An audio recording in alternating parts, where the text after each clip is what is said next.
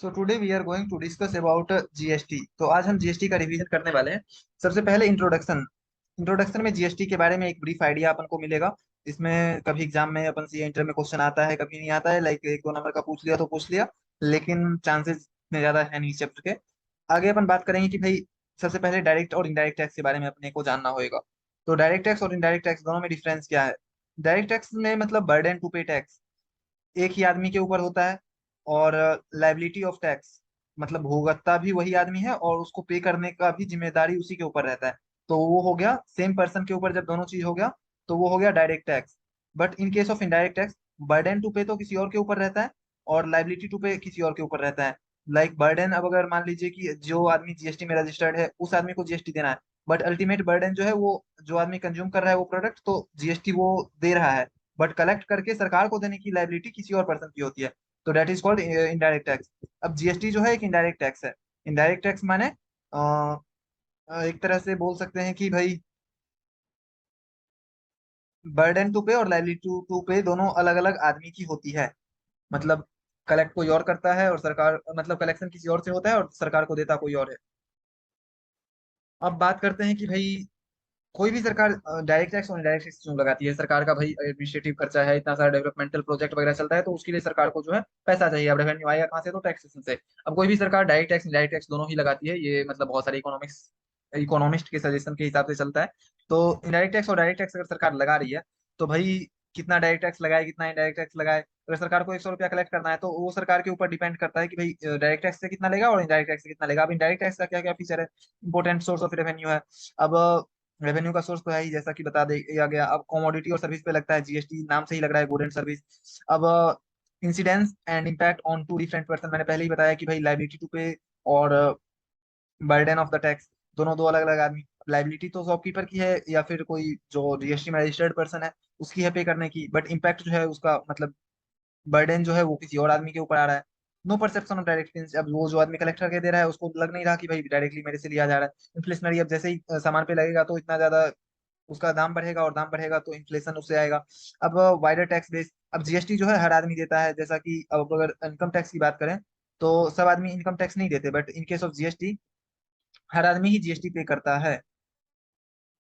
या फिर मतलब एक भिखारी भी अगर आप मान लीजिए कोई सामान खरीदता है तो उसे भी जीएसटी देना पड़ता है। तो ये चीज है इन केस ऑफ इनडायरेक्ट टैक्स। और उसके बाद प्रमोट्स सोशल वेलफेयर वगैरह जो भी है कि मैं ये हार्मफुल प्रोडक्ट्स जैसे तंबाकू अल्कोहल उसके ऊपर ज्यादा जीएसटी सरकार लगाती है, या सॉरी अल्कोहल पे तो लगता नहीं है, तंबाकू पे ज्यादा जीएसटी लगाती है, कस्टम लगाती है। सॉरी कस्टम बोल रहा हूँ मैं, हाँ कस्टम।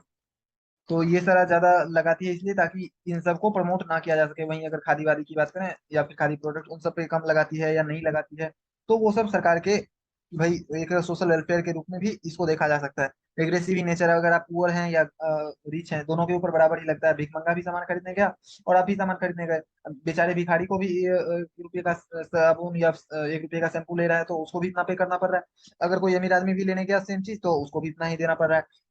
तो रिग्रेसिव ही नेचर है। प्रोग्रेसिव और रिग्रेसिव दो नेचर ऑफ टैक्सेस होते हैं। प्रोग्रेसिव मतलब कि जैसे जैसे आपकी इनकम बढ़ेगी आपका टैक्स भी बढ़ता चला जाएगा। रिग्रेसिव मतलब इनकम बढ़े ना बढ़े, इनकम जितनी भी है लेकिन टैक्स सबको बराबर ही देना पड़ेगा, तो उसको रिग्रेसिव बोलते हैं। इसकी डिटेल में अपन को ज्यादा जाना नहीं है। अब बात करते हैं आर्टिकल 265। आर्टिकल 265 बोलता है no tax will be levied और collected except authority of law. मतलब कोई भी टैक्स ऐसे कलेक्ट नहीं किया जा सकता ना लगाया जा सकता है बिना कानून के। अब कानून जो है टैक्स से रिलेटेड बनाने का जो है,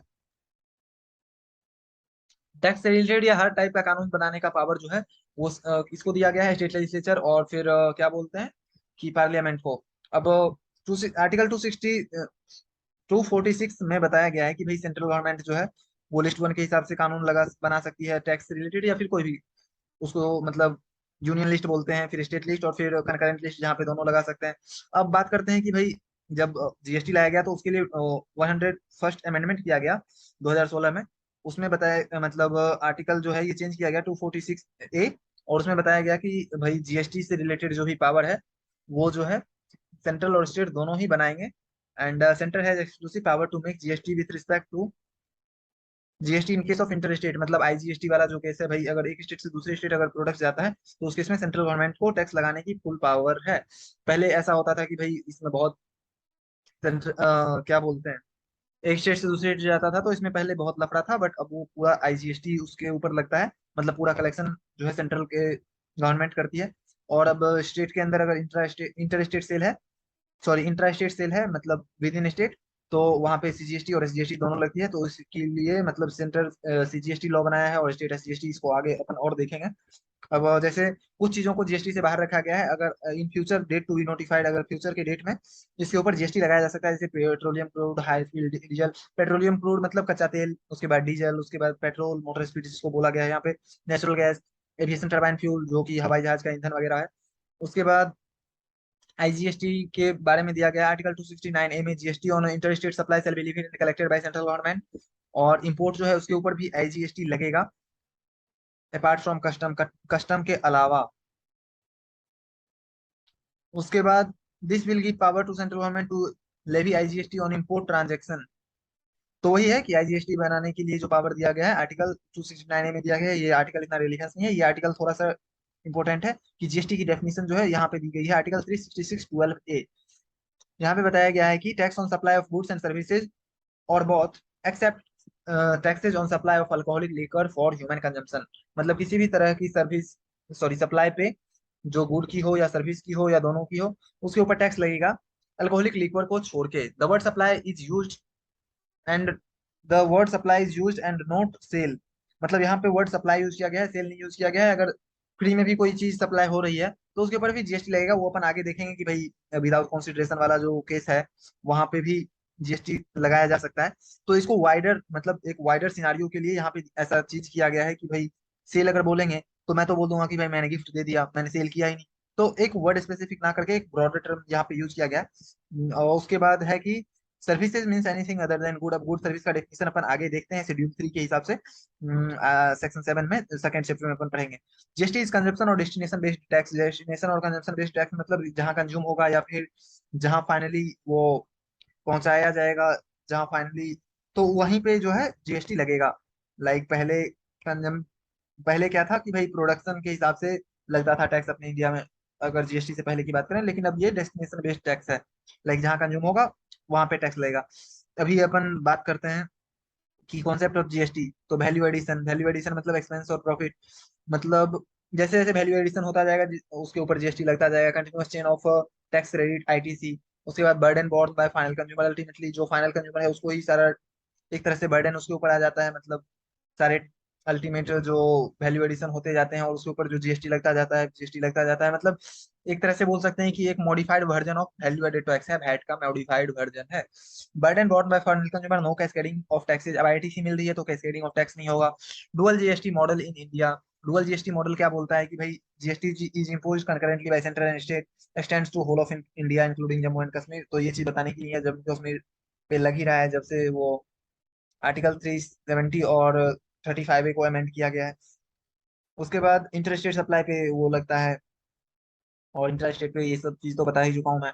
उसके बाद यहाँ पे वही है कि आर्टिकल 370 के बारे में वो सब बताया गया, उसके बारे में अपने को ज्यादा ये नहीं करना है। अब टैक्स स्ट्रक्चर क्या क्या है, एग्जम्प्टेड सप्लाई है, उसके बाद 5% स्लैब है, 12% स्लैब है, 18% स्लैब है, 28% स्लैब है। तो सबसे ज्यादा जो पॉपुलर है अपने इंडिया में 18% वाला स्लैब है। बाकी एग्जेम्प्टेड मतलब जहाँ पे कोई भी टैक्स ना लगता हो। एग्जेम्प्टेड एग्जेम्प्टेड जो भी है वो अपन आगे वाले चैप्टर में देखेंगे। वहाँ पे बहुत सारा कैटेगरी है, nil rated, zero rated, exempted. और उसके बाद क्या बोलते हैं 28% में विद सेस और विदाउट सेस है। विदाउट सेस और विद सेस, सेस क्या है अब यहाँ पे जीएसटी को कॉम्पेंसेट करने के लिए, लाइक मतलब कुछ कुछ स्टेट्स को पिछले वाले टैक्स और इस टैक्स सिस्टम में कुछ नुकसान हो रहा था, तो उसको कॉम्पेंसेट करने के लिए सरकार ने एक कॉम्पेंसेशन सिस लगाया था। वो कुछ कुछ कमोडिटी पे ही लगाया गया था। उसमें जैसे लग्जरी कार्स हो गई या तंबाकू हो गया, उसके बाद पान मसाला वगैरह वगैरह। अब बहुत सारे नए एक्ट क्रिएट किए गए, CGST, SGST, UT GST, IGST. अब एसजीएसटी जो है, ये सारे स्टेट्स 28 जो है अपने इंडिया में, और 3 यूनियन टेरिटरी जिसके पास स्टेट लेजिस्लेचर है खुद का, दिल्ली, जम्मू कश्मीर और पुडुचेरी। तो टोटल 38 31 एक्ट हो गए, और एक सीजीएसटी एक्ट हो गया। उसके बाद यूटी जीएसटी सारे को मिला के, मतलब 6 यूनियन टेरिटरी जो है उनको मिला के, बाकी 6 जो बच गए उनको मिला के एक एक्ट बनाया गया। और एक एक्ट जो है आईजीएसटी के लिए बनाया गया, एक कॉम्पेंसेशन से इसके लिए बनाया गया। तो टोटल 35 एक्ट बनाए गए।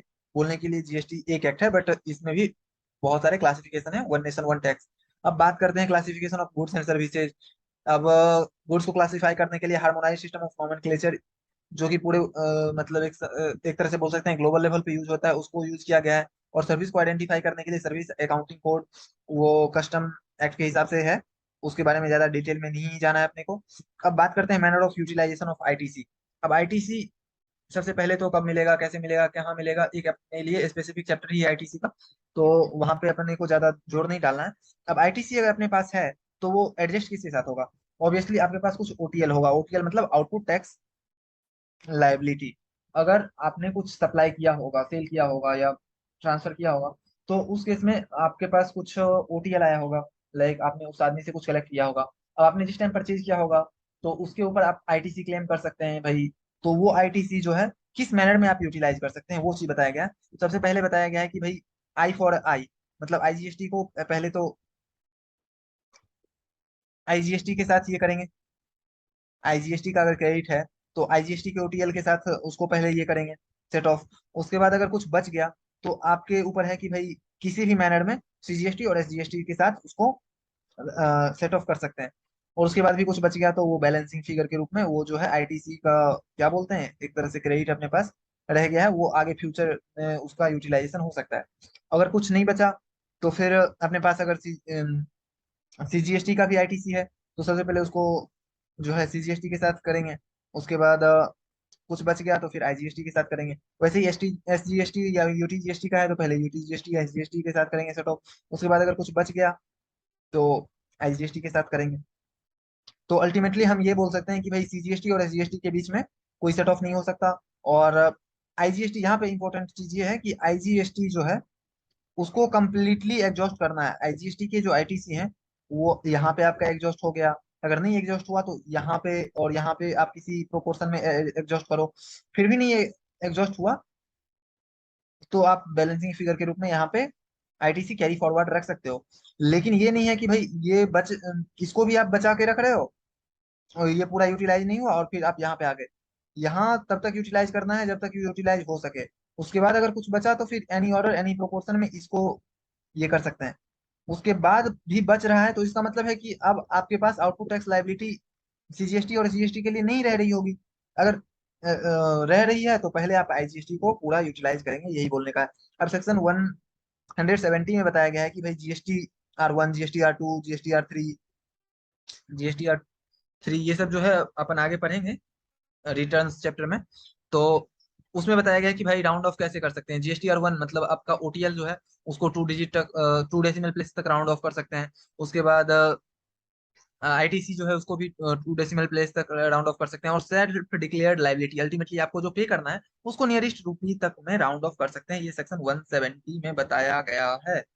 उसके बाद ये नेट जीएसटी पेबल वगैरह जो ये चीज है, तो इसमें ये है कि यही जो I4NI और ये जो पूरा लॉ है उसके हिसाब मतलब उस तरीके से अपने को ये सारा क्वेश्चन सॉल्व करना होगा। तो that is not a part of our discussion. अब बात करते हैं कि भाई जीएसटी की जरूरत क्यों पड़ी। कैस्केडिंग इफेक्ट था, सिंपल वर्ड में अगर बोला जाए तो यही भी वही चीज दिया गया है कि भाई सेट ऑफ नहीं पॉसिबल था, फलाने का सेट ऑफ नहीं पॉसिबल था, अल्टीमेटली कैस्केडिंग इफेक्ट था। और special additional duty credit notable वही चीज है कि कैस्केडिंग इफेक्ट को खत्म करने के लिए। अब आइटम कुछ जो है जो इलेक्ट्रिक ये क्या बोलते हैं non taxable supply, nil rated, zero rated, non taxable supply, ये सब जैसे मैंने बोला था। तो जिसको जीएसटी में अभी कवर नहीं किया गया है, alcoholic liquor for human consumption, ये तो आउटसाइड है ही। पेट्रोलियम प्रोडक्ट जो भी पांचों हैं वो फ्यूचर डेट में जब सरकार नोटिफाई करेगी, मतलब जीएसटी काउंसिल नोटिफाई करेगी, तब जाके उस पर जीएसटी लगेगा। और इलेक्ट्रिसिटी जो है उसके कंजम्पशन या फिर सेल पे जो है are under the ambit of states, तो वो स्टेट गवर्नमेंट उसके ऊपर टैक्स लगाएगी, तो उसके ऊपर सीजीएसटी एसजीएसटी लगाने का कोई मतलब नहीं है, तो उसके ऊपर भी जीएसटी नहीं लगेगा। अब जीएसटी लगने के बाद भी कुछ इंपॉर्टेंट चीजें हैं, ये स्टार मार्केट चीज देखने वाली है कि भाई क्या क्या इंपॉर्टेंट चीजें हैं। तो central excise duty continues to be levied on manufacturer and production of, मतलब पेट्रोलियम पे, पेट्रोलियम क्रूड पे, डीजल पे, पेट्रोल पे, एविएशन टरबाइन फ्यूल पे, नेचुरल गैस पे जो है सेंट्रल एक्साइज ड्यूटी अभी लगती है। सेंट्रल एक्साइज ड्यूटी पहले लगती थी, जीएसटी आने के बाद ये खत्म हो गया, बट जो चीजों पे नहीं लगती है उन पे पहले ही लगती है।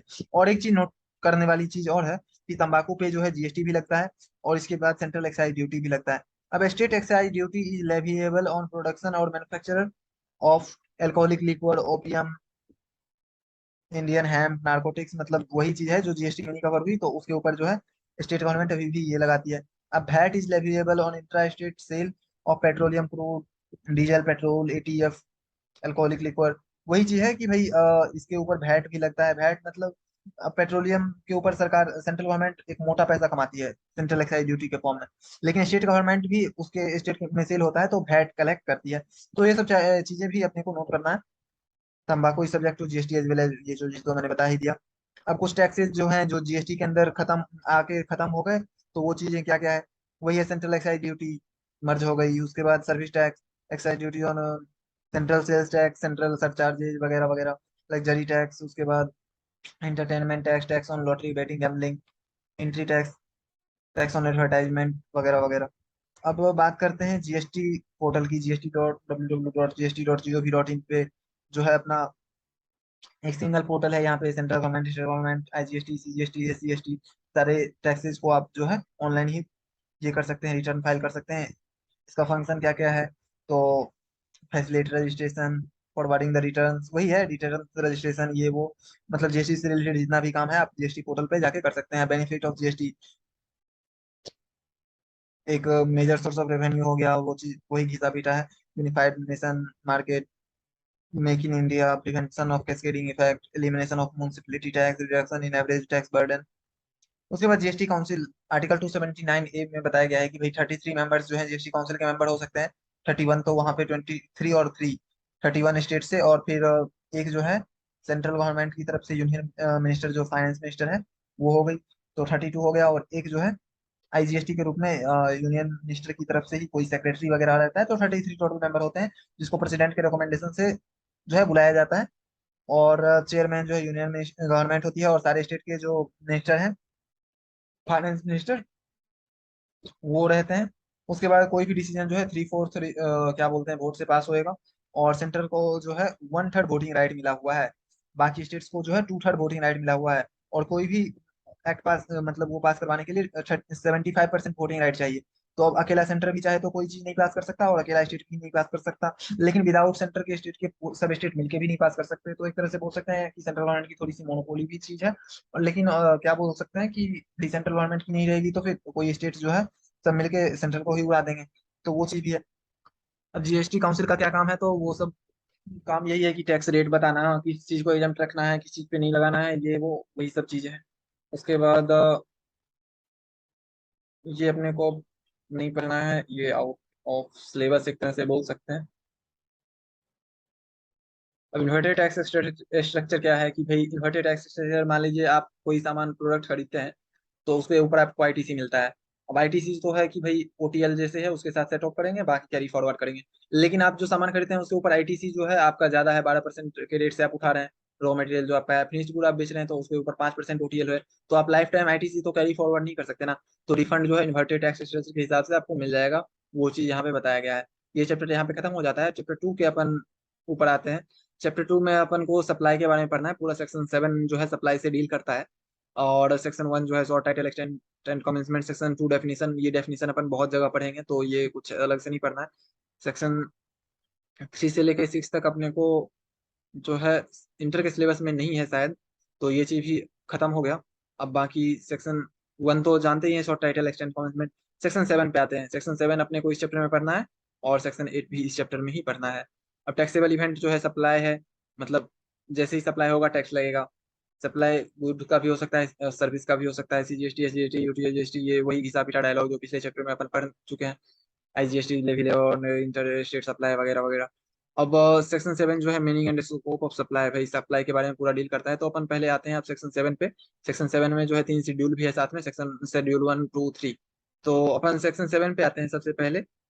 तो all form of supply of goods and services, sale, transfer, barter, exchange, licence, rental, lease, disposal, to be made for a consideration by a person in course और फर्दरेंस ऑफ बिजनेस। तो सेक्शन 7(1)(a) बोलता है कि भाई आप कोई भी चीज जो, यहाँ पे अपने को ज्यादा क्लियर हो जाएगा। जनरल रूल है, ये जनरल रूल ये है सप्लाई में कि भाई बिजनेस के लिए अगर आप कोई चीज किसी को दे रहे हैं, either in the form of sale, transfer, barter, ये वो है ना टेना, एक्सचेंज वगैरह जो भी था ऊपर वर्डिंग्स, तो बिजनेस के लिए दे रहे हैं और आप कंसिडरेशन ले रहे हैं उसके लिए, तो वो सप्लाई मान लिया जाएगा, सेक्शन 7(1)(a) जनरल रूल। अब सेक्शन 7(1)(b) क्या बोलता है? Importation of service. Importation of service अगर आप करते हैं तो आप बिजनेस कर रहे हो नहीं कर रहे हो, बिजनेस के लिए मंगा रहे हो, इंपोर्ट करवा रहे हो, या पर्सनल के लिए करवा रहे हो, लेकिन आपको जो है कंसिडरेशन जो है अगर है तो वो मान लिया जाएगा कि भाई वो भी सप्लाई है। मतलब ये एक एक्सेप्शनल केस है जहाँ पे बिना बिजनेस के भी क्या बोल सकते हैं कि भाई सप्लाई ट्रीट किया जाता है और उसके ऊपर जीएसटी लेवी की जाती है। सेक्शन 7(1)(c), सेक्शन 7(1)(c) में बोलता है कि भाई जहाँ पे आपका कंसिडरेशन तो नहीं है बट बिजनेस है, तो वहां पे सप्लाई मान लिया जाएगा। अब इसमें शेड्यूल 1 में बताया गया है परमानेंट ट्रांसफर और disposal of business asset, supply between related party और डिस्टिंक्ट पर्सन, प्रिंसिपल एजेंट वाला relation, importation of service from related person, ये सारा अपन डील करेंगे। सेक्शन 7(1)(a) के शेड्यूल 2 में बताया गया है कि भाई गुड्स और सर्विस कौन कौन से हैं उसको क्लासिफाई किया गया है। सेक्शन 7 सब सेक्शन 2 में जो है ये बताया गया है नेगेटिव लिस्ट, मतलब जहाँ पे जीएसटी नहीं लगेगा। तो अब सबसे पहले तो सप्लाई के लिए क्या चाहिए? सप्लाई के लिए supply of anything other than goods and services do not attract GST. मतलब गुड्स और सर्विस के ऊपर ही जीएसटी लगेगा। अब जो गुड्स और सर्विस दोनों में नहीं आता, लाइक मनी, सिक्योरिटी वगैरह वगैरह। अब supply should be made for consideration, general rule यही बोलता है कंसिडरेशन के लिए। विदाउट कंसिडरेशन भी हो सकता है। अब कंसिडरेशन जो है मॉनेटरी भी हो सकता है, नॉन मॉनेटरी भी हो सकता है। Supply should be made in course and furtherance of business except importation of service. अब सप्लाई जो है वो कोर्स एंड फर्दरेंस में होना चाहिए, इंपोर्टेशन ऑफ सर्विस को छोड़ के। इंपोर्टेशन ऑफ सर्विस वाले केस में क्या देखा आपने कि भाई अगर कंसिडरेशन है तो, और वो बिजनेस के लिए हो या पर्सनल चीजों के लिए हो तो वो जो है सप्लाई माना जाएगा। Supply should be made by taxable person. अब जो आदमी टैक्सेबल पर्सन क्या होता है कि जो जीएसटी के अंदर रजिस्टर्ड होता है, सेक्शन 22 के अंदर वो सब सारी चीजें हैं, तो वो अपन आगे पढ़ते हैं टैक्सेबल। और supply should be taxable supply. Taxable supply भी अपन देखेंगे कि क्या होता है। टैक्सेबल सप्लाई मतलब कि जिसके ऊपर जीएसटी का कोई रेट लगता है, रेट माने 0% से ज्यादा। अब जिसके ऊपर कोई रेट ही नहीं लगता, नील रेटेड है या जीरो रेटेड है या फिर निगेटिव लिस्ट में आता है, तो टैक्सेबल सप्लाई भी होना चाहिए, सप्लाई अगर है तो। सर्विसेज इंक्लूड फैसिलिटेटिंग और अरेंजिंग ट्रांजेक्शन इन सिक्योरिटी। हाँ, अगर मान लीजिए कि आप सिक्योरिटी के ऊपर, सिक्योरिटी माने अगर शेयर मार्केट में आप डील कर रहे हैं तो उसके ऊपर आपको जीएसटी नहीं लगेगा। बट अगर आप कोई ब्रोकर हैं तो उसके सर्विस के ऊपर जीएसटी लगेगा। तो वो सारी चीजें डिटेल में अपन और पढ़ेंगे। मोड्स ऑफ सप्लाई, सप्लाई जो है गुड से हो सकता है और सर्विस का हो सकता है। तो अपन गुड्स में क्या क्या होता है कि भाई ट्रांसफर ऑफ टाइटल और पोजीशन दोनों अगर हो गया तो वो मानते हैं कि गुड का सप्लाई हो गया, भले ही हायर परचेज हो, फ्यूचर डेट में भी हो, तो उसको गुड का सप्लाई मानते हैं। उसके बाद सर्विस में वहां पे टाइटल ट्रांसफर नहीं होता और गुड के अलावा कोई भी चीज होती है तो उसको सर्विस मान लेते हैं। इसमें एक्सक्लूड किया गया है मनी और सिक्योरिटी को, गुड्स और सर्विस दोनों में से किसी में नहीं आती। Actionable claim, growing crops, grass, things attached to forming part of land, ये सारी जो है गुड्स में इंक्लूड की जाती है। सर्विस में use of money, conversion of money by cash to any another mode, form of currency, ये वो है ना टेना। तो ये सारी चीजें सप्लाई गुड्स और सर्विस क्लासिफाई किया गया है यहाँ पे थोड़ा सा। अब कंसिडरेशन मतलब one of the essential condition for supply of goods and services fall in the ambit of GST is made for a consideration. Consideration does not always mean money. It can be possibly done in exchange of something else. अगर आप car खरीदने जाएंगे तो आप car के बदले भी car ले सकते हैं कुछ पेमेंट और करके, मोबाइल के बदले भी मोबाइल मिलता है। तो वो सारी चीजें मतलब जरूरी नहीं है कि मनी में ही हो। ये consideration need not always flow from the recipient of supply. It can be made by a third person. अब consideration जो है, जो आदमी सामान खरीद रहा है, जरूरी नहीं है। अगर सामान आप खरीद रहे हैं तो हो सकता है आपके पापा ने ही पैसा दे दिया हो, तो कंसिडरेशन कोई भी दे सकता है, कंसिडरेशन मिलना चाहिए। जैसे अपन ने कॉन्ट्रैक्ट एक्ट में पढ़ा था कि भाई, छोड़िए उसने डिटेल में नहीं जाएंगे अपन। Any transaction involving supply of goods और services without consideration is not supply unless it is deemed to be supply under law. अब शेड्यूल 1 में जो है विदाउट कंसिडरेशन भी सप्लाई है, बाकी सारी जगह अगर कंसिडरेशन है तभी सप्लाई माना जाएगा। अब कंसिडरेशन में वही है कि पेमेंट जो है मॉनेटरी हो या अदरवाइज हो, मॉनेटरी एक्ट और forbearance, money value of any act और फॉरबियरेंस बाय रिसिपिएंट, मतलब स्ट्रेंजर के तो से भी हो सकता है। Refundable deposit is no stock consideration. अब अगर आप घर किराए पे लेते हैं तो कुछ डिपॉजिट करवाता है, तो रिफंडेबल डिपॉजिट जो है वो कंसिडरेशन में नहीं माना जाएगा, वो लाइबिलिटी के अंदर आता है। ये चीजें अपन कई जगह और पढ़ेंगे। Deposit to be considered as payment only when supplier applies such deposit as a consideration for the said supply, excluding subsidy from central government अब कोई भी जो कंसिडरेशन है, अगर सेंट्रल गवर्नमेंट कोई भी सब्सिडी है सेंट्रल गवर्नमेंट और स्टेट गवर्नमेंट को छोड़ के, तो उसको भी कंसिडरेशन माना जाएगा। अगर कोई एनजीओ क्या बोलते हैं कि विदाउट मतलब सब्सिडी दे रही है और सब्सिडी पे खाना दे रही है, तो वहां पे वो एनजीओ की तरफ से वो कंसिडरेशन माना जाएगा। वो अपन और आगे थोड़ा सा डिटेल में है, ये बस एक शॉर्ट पिक्चर यहाँ पे दिखाने की कोशिश की गई है। इन कोर्स और फर्दरेंस ऑफ बिजनेस, अब बिजनेस के कोर्स और फर्दरेंस में मतलब जो है कि जीएसटी वहीं लगेगा जहाँ बिजनेस होगा। पर्सनल कैपेसिटी में अगर आप कोई चीज कर रहे हैं तो वहां पे जीएसटी लगने की चांसेस नहीं है। अगर आप अपना कार जो है किसी कार डीलर को बेच रहे हैं तो उसके ऊपर जीएसटी नहीं लगेगा, क्योंकि वो आपका बिजनेस नहीं है। अब जहाँ पे बिजनेस होता है वहीं जीएसटी लगता है। इसका एक exception importation of service act इतनी बार अपन ने पढ़ चुका।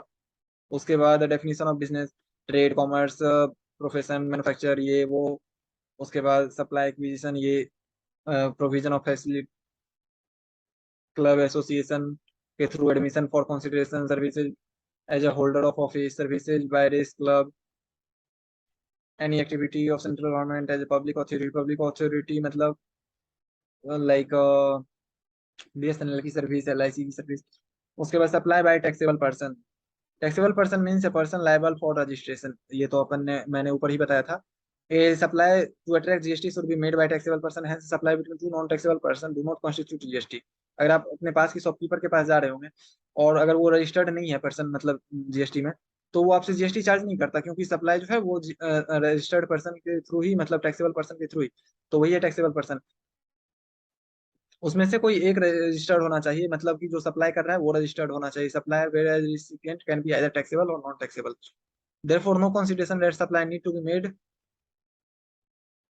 To another person. अब सप्लाई जरूरी नहीं है कि अनदर पर्सन को ही किया जाए। आप अपने एक ब्रांच से दूसरे ब्रांच में सामान भेज रहे हैं और दोनों का अलग अलग रजिस्ट्रेशन अगर है, तो उसको भी जो है सेपरेट पर्सन ट्रीट किया जाएगा। या प्रिंसिपल एजेंट को दे रहा है माल, तो उसके ऊपर भी वो अलग टैक्सेबल पर्सन उसको मतलब सेपरेट पर्सन मान लिया जाएगा। भले ही सामान आपका ही है और आप ही एक जगह से दूसरी जगह भेज रहे हैं अपनी ही वो चीज में। An unregistered person who is liable to be registered is a taxable person. अब कोई ऐसे पर्सन भी होते हैं जिसको क्या बोलते हैं, जिसने रजिस्ट्रेशन तो नहीं करा रखा लेकिन वो लायबल टू रजिस्टर्ड है। अब टैक्सेबल पर्सन के लिए अपन एक केस पढ़ेंगे भाई, 20 लाख 40 लाख और 10 लाख का टर्नओवर क्रॉस होने के बाद रजिस्ट्रेशन करवाना पड़ता है। और जो आदमी वॉलंटरली रजिस्ट्रेशन ले रखा है जिसने शौक से, तो वो भी टैक्सेबल पर्सन में काउंट होएगा। तो अपन यहाँ देख रहे हैं टैक्सेबल पर्सन के लिए एक थ्रेशोल्ड लिमिट दी गई है for various states and union territory. 10 lakh जो है अगर आपका गुड और सर्विस दोनों में हो गया, एमएमटी नागालैंड, मणिपुर, मिजोरम, त्रिपुरा, नागालैंड, इस केस में तो आप रजिस्ट्रेशन के लिए लायबल हैं। 20 लाख अगर हो गया गुड्स और सर्विस दोनों के केस में, तो पीटी मूसा, पीटी मूसा माने पुडुचेरी, तेलंगाना, मेघालय, उत्तराखंड, सिक्किम, अरुणाचल प्रदेश, इन सारे स्टेट्स के केस में 20 लाख वाला क्राइटेरिया है।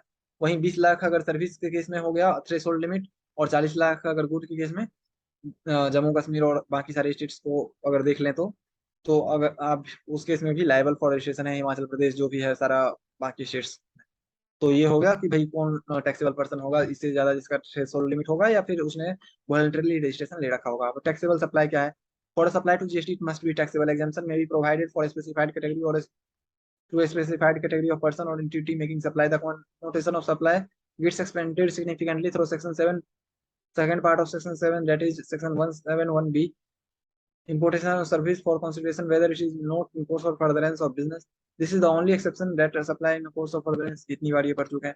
Supply without consideration, deemed supply, deed with schedule 1।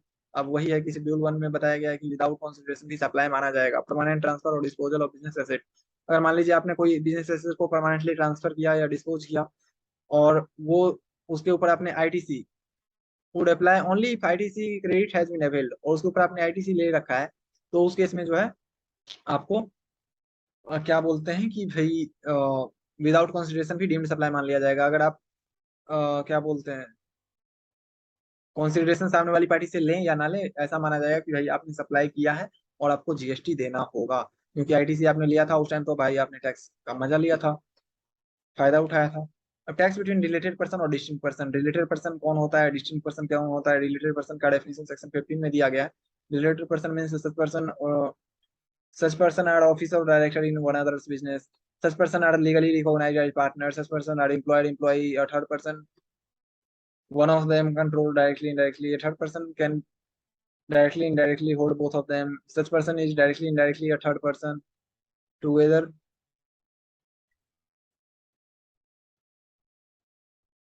such person are a member of same family. Such one of them is sole distributor or sole concerner of other.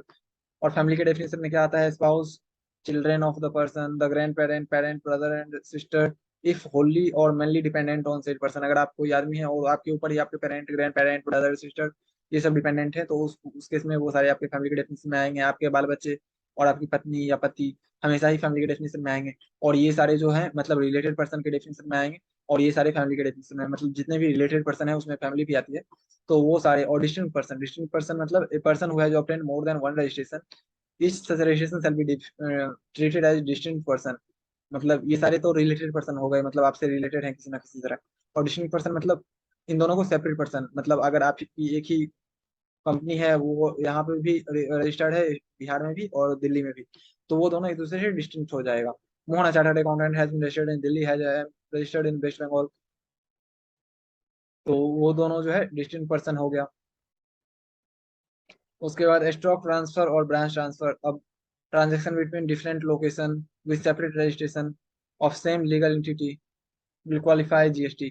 तो ये सारे जो है without consideration भी इनको supply मान लिया जाएगा। Supply of goods and services और both between employer and employee. अब एम्प्लॉयर एम्प्लॉई के केस में जो है विदाउट कंसिडरेशन भी अगर सप्लाई हुआ है तो उसको जो है जीएसटी में लाया जाएगा। Employer employee are related person, however services provide by employer to employee are not treated as supply. मतलब अगर एम्प्लॉयर एम्प्लॉई अगर कोई एम्प्लॉयर को सर्विस देता है तो उसको सप्लाई में नहीं माना जाएगा, नेगेटिव लिस्ट में वो आता है। शेड्यूल 3 में पढ़ेंगे अपन। Gift by employer to employee, 50,000 से ज्यादा का अगर गिफ्ट देता है, more than 50,000 without consideration are subjected to GST when made in course और furtherance of business. Principal agent relationship, only supply of good is covered here. Supply of good between principal agent without consideration is also a supply.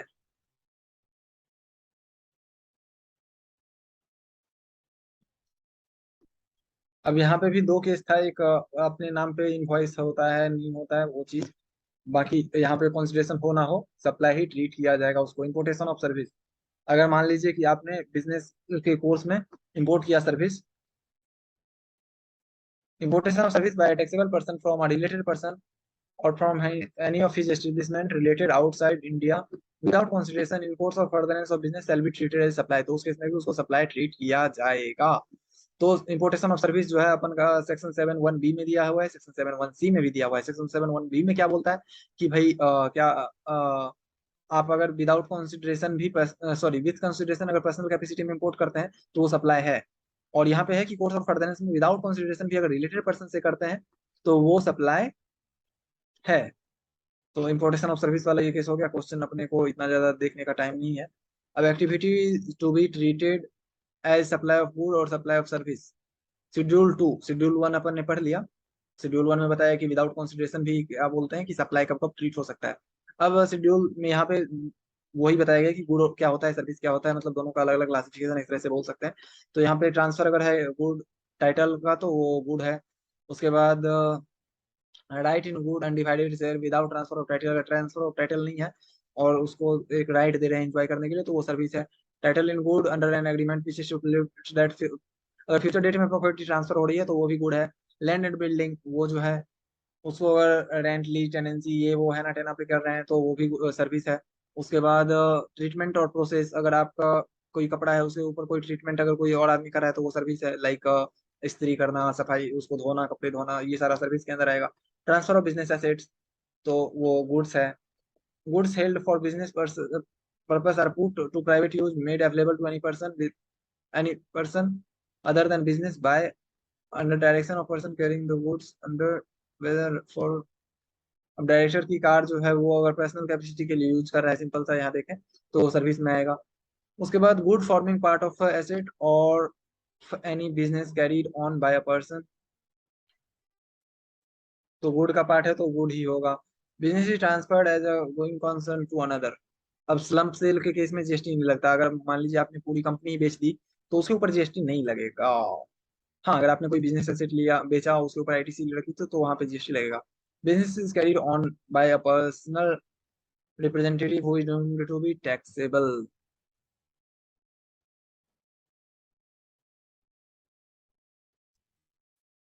Renting of immovable property, ऊपर में ही देख चुके हैं। Immovable property जो भी है उसको rent करना है, लैंड को रेंट करना है ना टेना, तो ये सारा जो है वो सर्विस के अंदर आएगा। Except where the entire consideration has been received after issuance of. उसके बाद कंस्ट्रक्शन जो है कॉम्प्लेक्स का, यहाँ पे अगर आपने क्या बोलते हैं कंस्ट्रक्शन कंप्लीशन सर्टिफिकेट नहीं लिया है और आप अगर उस टाइम बेच रहे हैं तो उसके ऊपर भी सर्विस को मान के उसके ऊपर जीएसटी लगाया जाएगा। अगर आपने वो ले रखा है तो कंप्लीशन सर्टिफिकेट फिर वो इमूवेबल प्रॉपर्टी में आ जाएगा और जहाँ पे जीएसटी नहीं रहेगा। टेम्पोररी ट्रांसफर और परमिटिंग और यूज और enjoyment of any intellectual property right, तो वो भी सर्विस में आएगा। और उसके बाद क्या बोलते हैं कि सॉफ्टवेयर वगैरह जो भी है, प्रोग्रामिंग वगैरह, ये सारा भी सर्विस में आएगा। लेकिन ऑफ सेल्फ सॉफ्टवेयर जो है वो गुड में आएगा। ऑफ सेल्फ सॉफ्टवेयर मतलब क्या, जो आप खरीद के ला सकते हो as a good. Agreeing to obligation to refrain from non competence fee, ये भी सर्विस में आएगा। Right to use any good for any purpose, right to use खाली मिला है तो वो सर्विस में आएगा। Work contract services, work contract service मतलब वो सारी चीजें लाइक जहाँ पे कोई काम मतलब भी होता है और साथ में कुछ गुड्स भी लगाया जाता है। मान लीजिए रिपेयर हो रहा है तो वहाँ पे कुछ सामान भी तो लग रहा है, या फिर फैब्रिकेशन इंस्टॉलेशन है ना टेना जो भी है इन्वॉल्व प्रॉपर्टी पे। या फिर सप्लाई, जब होटल रेस्टोरेंट की सर्विस उसको भी जो है कंपोजिट सप्लाई जो भी है, तो उस केस में भी इन दोनों को सर्विस माना जाएगा। सप्लाई ऑफ गुड बाय, अब गुड सप्लाई है तो ऑब्वियसली ये गुड ही होगा, तो आगे पढ़ने की कोई जरूरत है ही नहीं। उसके बाद नेगेटिव लिस्ट सेक्शन 7 सबसेक्शन 2, और यहाँ पे शेड्यूल 3 नॉन सप्लाई मतलब जो ना गुड है ना सर्विस है। एम्प्लॉयड एम्प्लॉय वाला जो सैलरी अगर एम्प्लॉयड एम्प्लॉय एम्प्लॉयर को दे रहा है तो वहाँ पे नो जीएसटी। उसके बाद सर्विस बाय कोर्ट और ट्राइब्यूनल, कोई कोर्ट और ट्राइब्यूनल कोई सर्विस दे रही है तो वो नहीं है सर्विस। एमपी का जो भी सैलरी है या फिर सॉरी सैलरी बोल रहा हूँ, ड्यूटी जो भी परफॉर्म कर रहा है वो सर्विस में नहीं आएगा। उसके बाद पंचायत वगैरह ये भी, एमएलए, ये सब भी सर्विस में नहीं आएगा। फर्नल बरियल मतलब मुर्दा को जलाने दफनाने या फिर कोई भी मरने के बाद जो कांड कुंड होता है तो वो सारी चीजें जो है, या फिर ट्रांसपोर्टेशन ऑफ डिजीज, ये भी ना गुड में आएगी ना सर्विस में।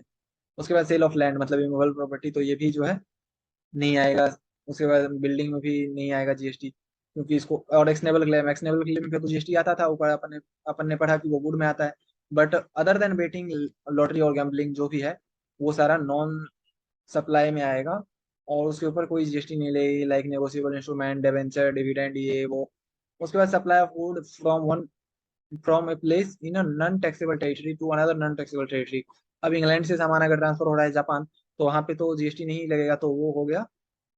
उसके बाद supply of a warehouse good to any person before clearance from home consumption. अगर मान लीजिए, ये कस्टम एक्ट से पूरा ये चीज है कि अगर मान लीजिए कोई भी सामान आया और वो चीज को क्लियरेंस मिला ही नहीं कस्टम डिपार्टमेंट की साइड से, तो उसके ऊपर भी जीएसटी लगने का कोई मतलब आईजीएसटी या फिर कोई भी तरह का जीएसटी लगने का चांसेस ही नहीं है, क्योंकि भाई सरकार मतलब अपने कस्टम डिपार्टमेंट ने उसको क्लियरेंस दिया ही नहीं है। तो उसके ऊपर भी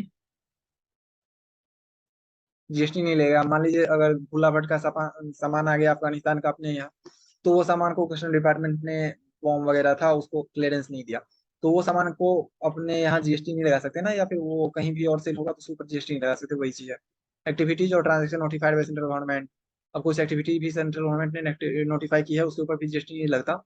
अब सर्विसेज बाय लोकल अथॉरिटी मतलब गवर्नमेंट की पब्लिक अथॉरिटी के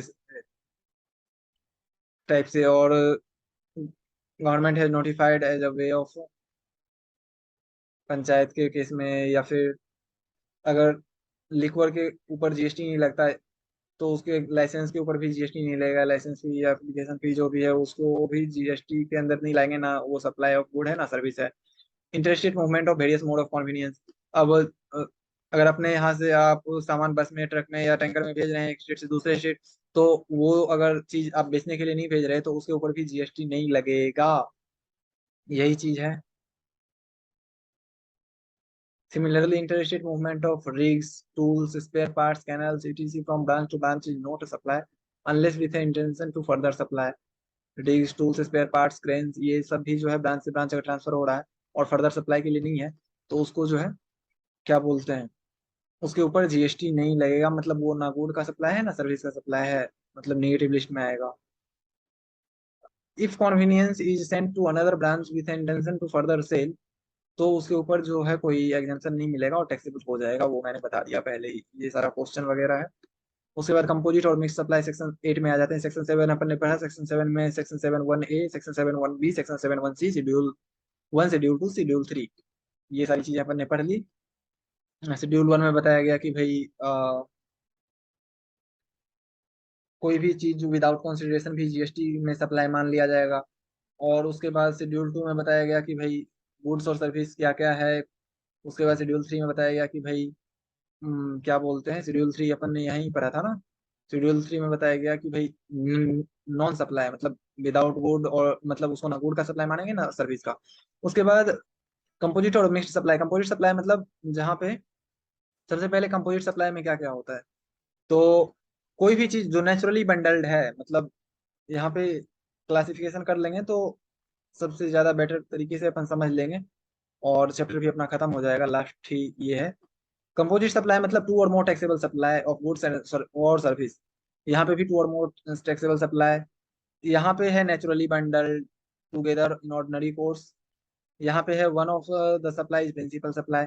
यहाँ पे है independent of each other, not naturally bundled and not a composite supply.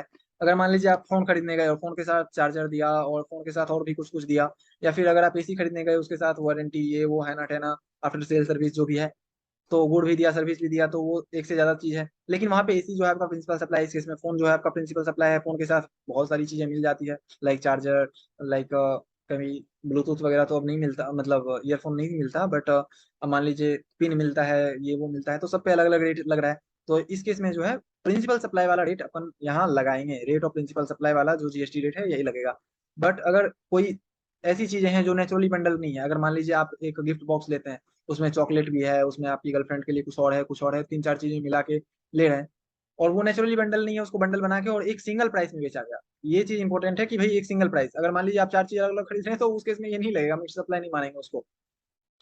तो यहाँ पे जो है हाईएस्ट रेट लगेगा। अगर मान लीजिए आप एक दिवाली गिफ्ट बॉक्स खरीद रहे थे, उसमें बादाम है, काजू है, किशमिश है, बॉम है, ये है वो है, तो उसमें सबसे जो हाईएस्ट रेट है वो चीज एप्लीकेबल होगा। अब टाइम ऑफ सप्लाई क्या है, ये चैप्टर पढ़ेंगे जब अपन, तब ज्यादा बेटर समझ पाएंगे। If supply of service is principal supply, time of supply will apply. If supply of good is principal supply, time of supply of good will apply. वही है कि यहाँ rate of supply that attracts highest rate shall be basis for determining supply of time of supply of good or service. Other point,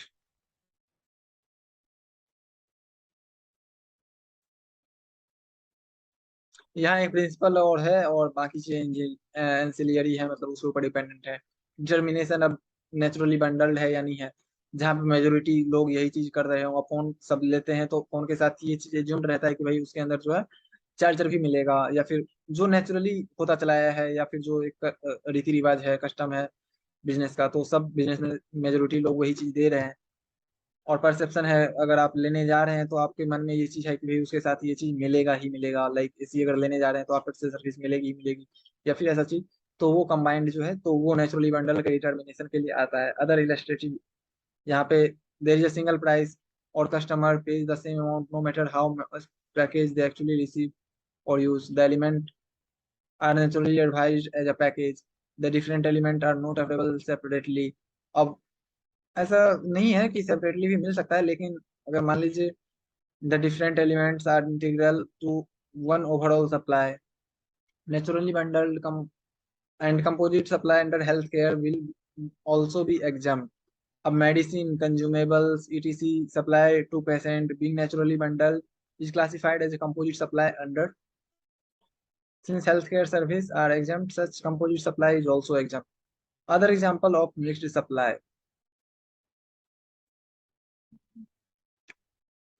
अब bucket के साथ detergent मिलता है, तो वहां पे जो हाईएस्ट रेट होगा वो एप्लीकेबल होगा। ये सारी चीजें नेचुरली बंडल नहीं है, देख के ही समझ अपने को आ जाएगा।